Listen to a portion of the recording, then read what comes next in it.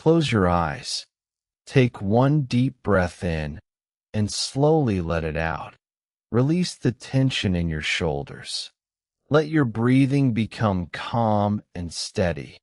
Tonight, we travel far back to the beginning of all things. Before there was earth, before there was sky, before there were any living beings. We journey into Norse mythology, into the ancient stories of the Vikings, and discover how the 9 worlds came to be. It is a story of fire and ice, of giants and gods, of a cow who licked the ice, and of the first living being born from the void.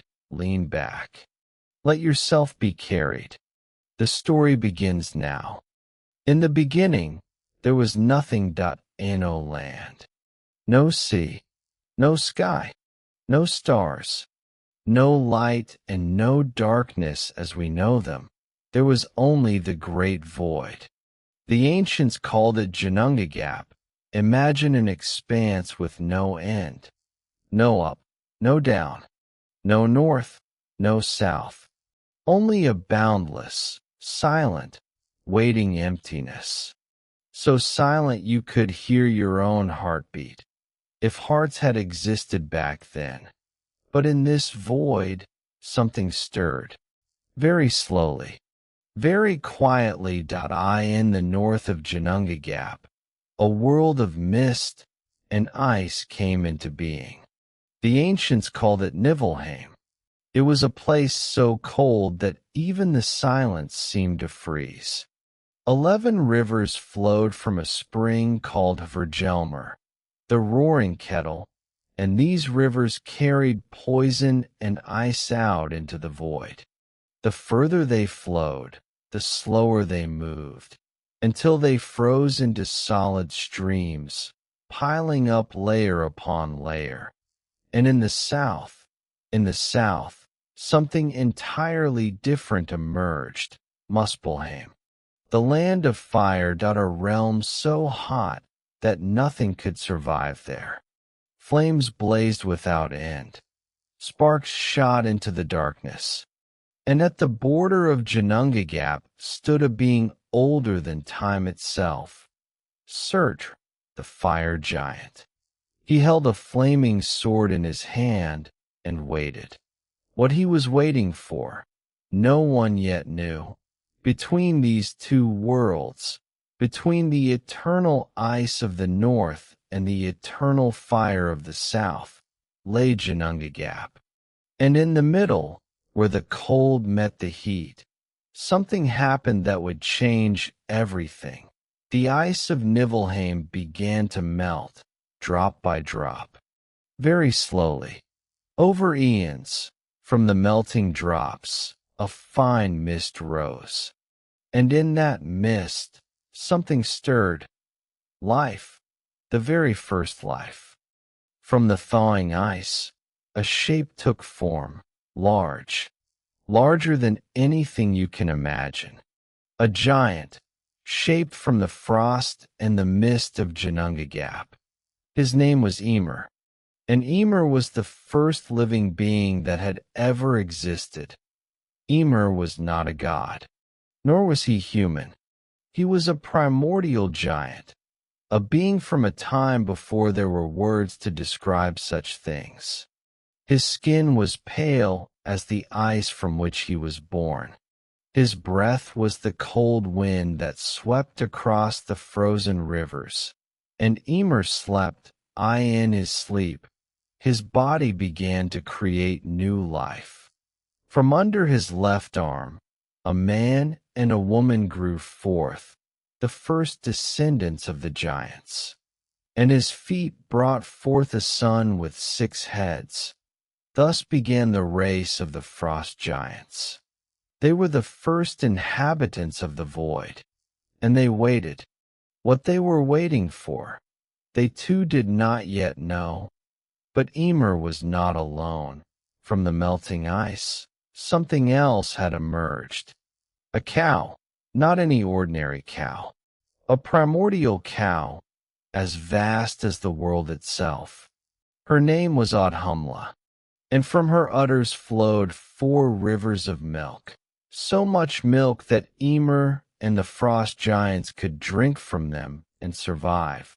Audhumla herself, however, had nothing to eat, so she licked the salty ice, day after day, century after century, that on the first day she licked, by evening the hair of a man appeared.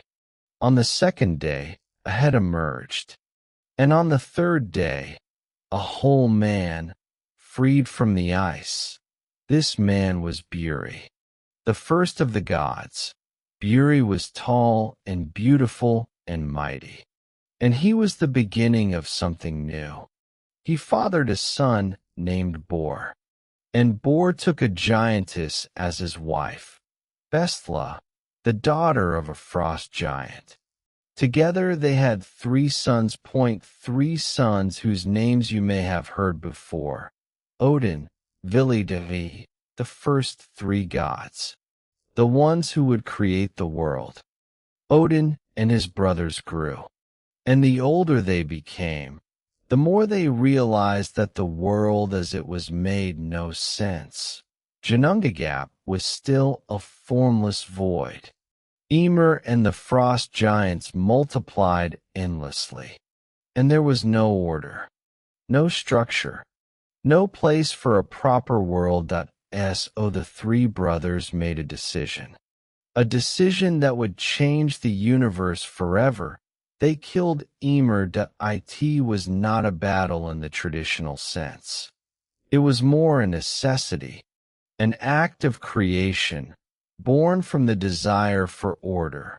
When Ymir died, something monstrous happened. His blood flowed in such quantities that it flooded all of Ginnungagap. It became the oceans, the seas, the lakes, and the rivers.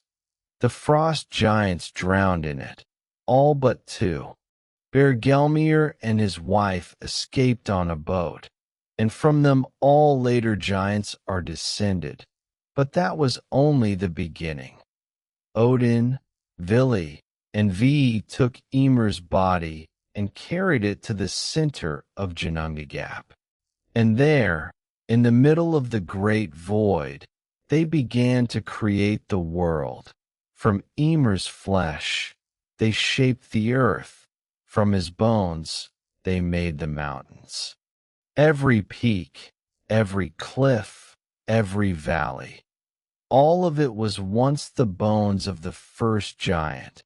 From his teeth and the splinters of his bones, they made the stones and the gravel that cover the ground. His hair became the trees, the forests, the plants that cover the earth. Every blade of grass, every tree you have ever seen. Ymir's hair, and from his skull, they shaped the vault of heaven. Imagine that. The sky above you, the expanse of the night, the space where clouds drift and birds fly. All of it was once the skull of the primordial giant, but the sky needed support. So the brothers took 4 dwarfs, Nordri, Sudri, Ostri, and Vestri, and placed them at the 4 corners of the sky, one in the north, one in the south, one in the east, one in the west. And there they stand to this day. They hold up the sky. They bear the vault. And after them, the 4 cardinal directions are named. But the world was still dark. Odin and his brothers saw that the world needed light. So they went to Muspelheim, to the realm of fire. There they gathered the sparks and glowing embers that rose from the eternal flames. These sparks they threw into the sky. The largest and brightest became the stars. Some they placed with care, as orientation, as guides for future travelers. Others they simply scattered, so the night would no longer be so empty and dark. But the world needed more than stars. It needed the sun and the moon. There was once a man named Mundalfari.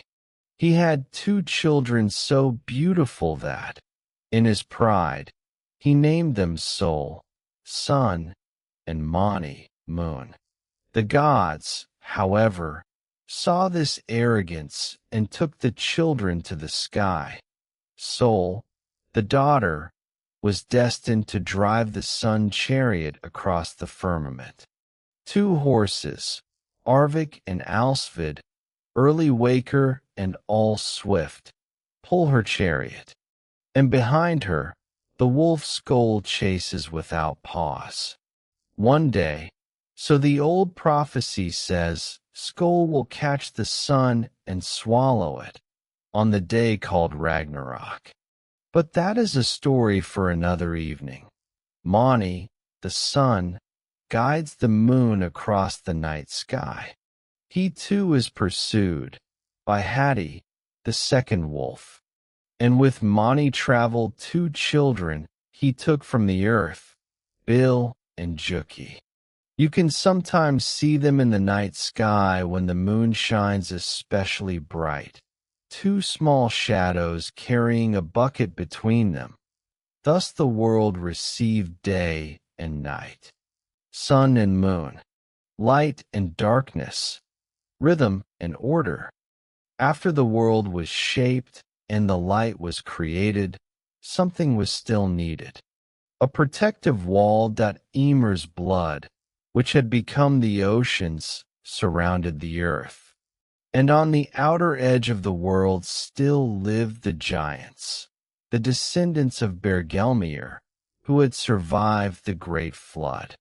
The gods knew the giants would be a threat so they took Ymir's eyebrows and built a wall around the world of humans. A wall that enclosed Midgard, the Middle Garden, the world destined for humankind. And then Odin and his brothers walked along the shore. The shore was new. The waves lapped gently at the beach made from Ymir's blood.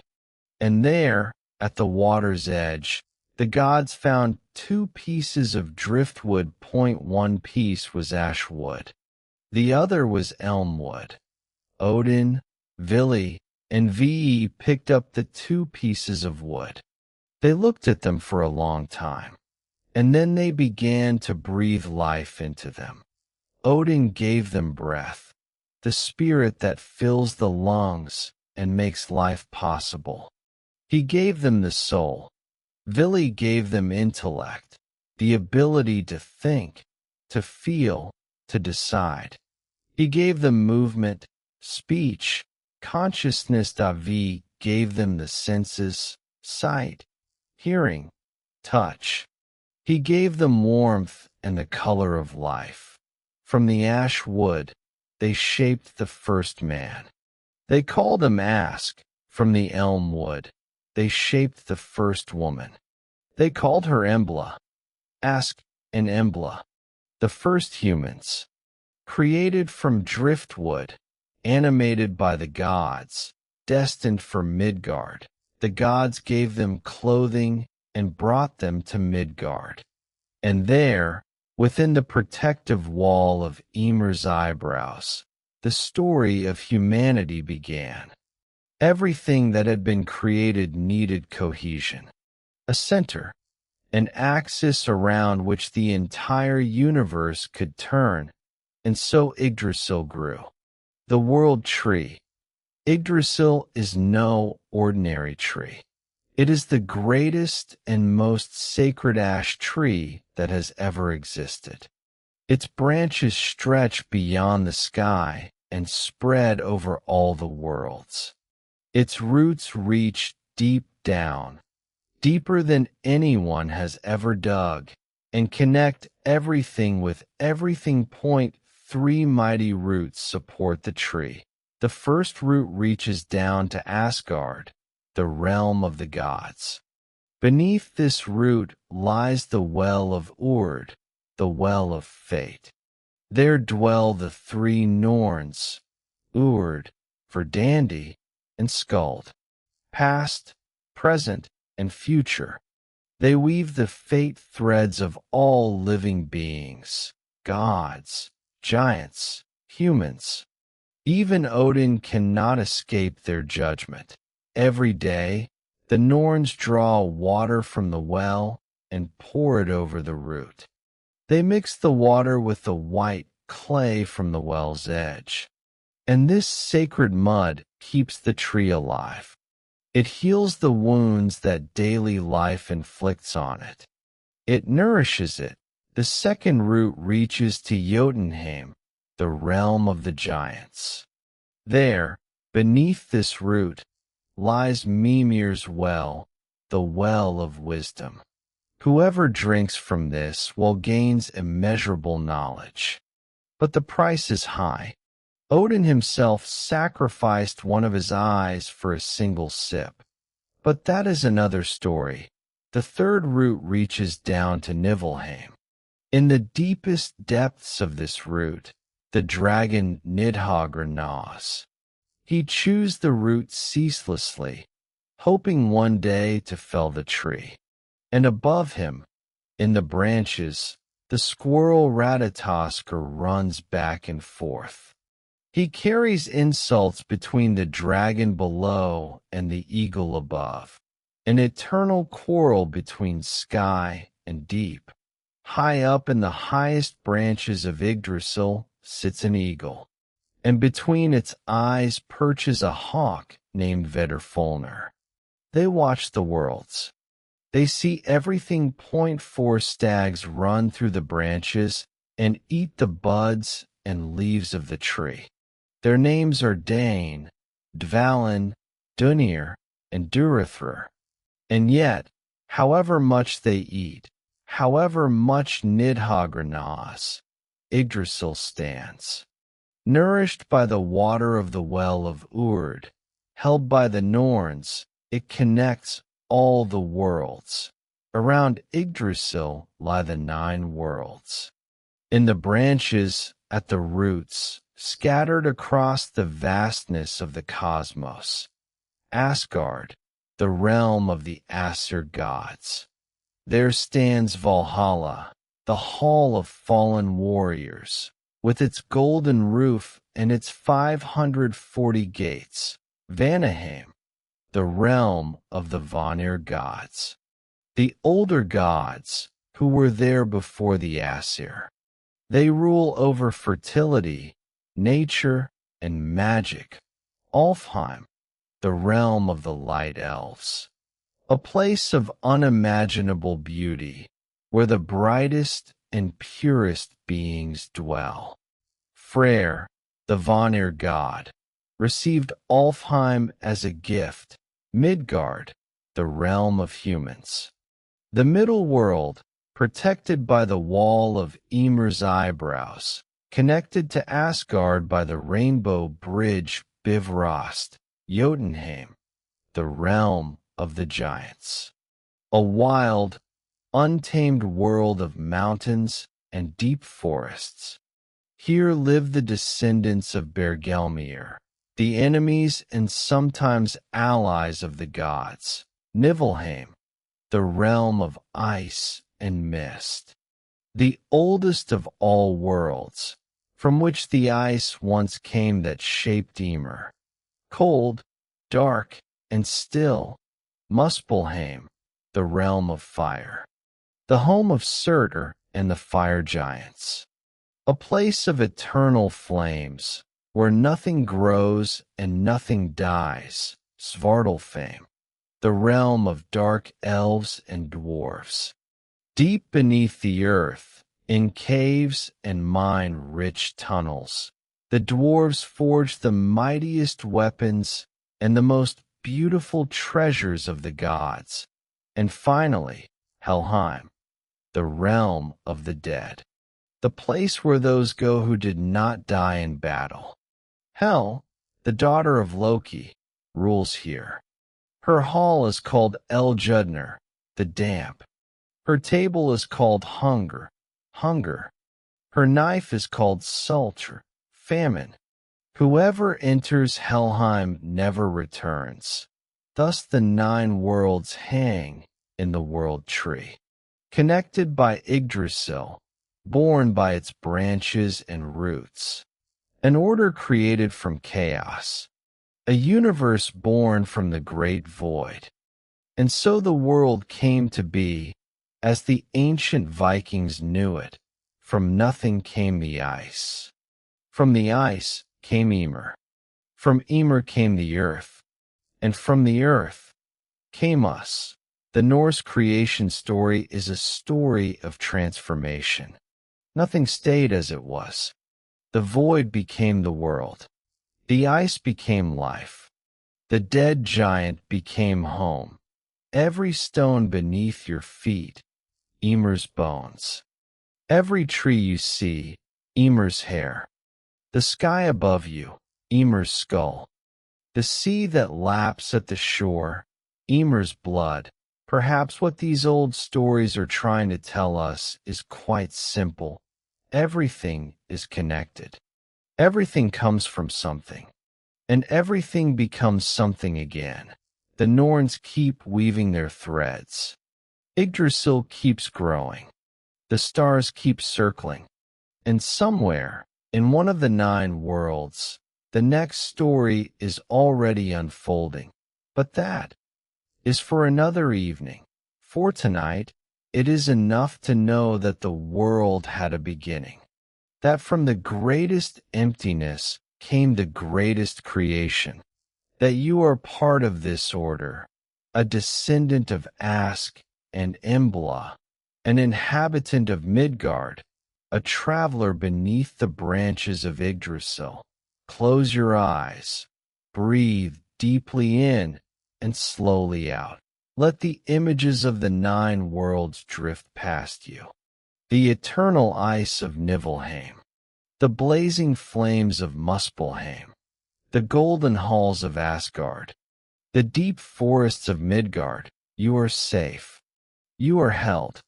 The ancient order carries you. Sleep well.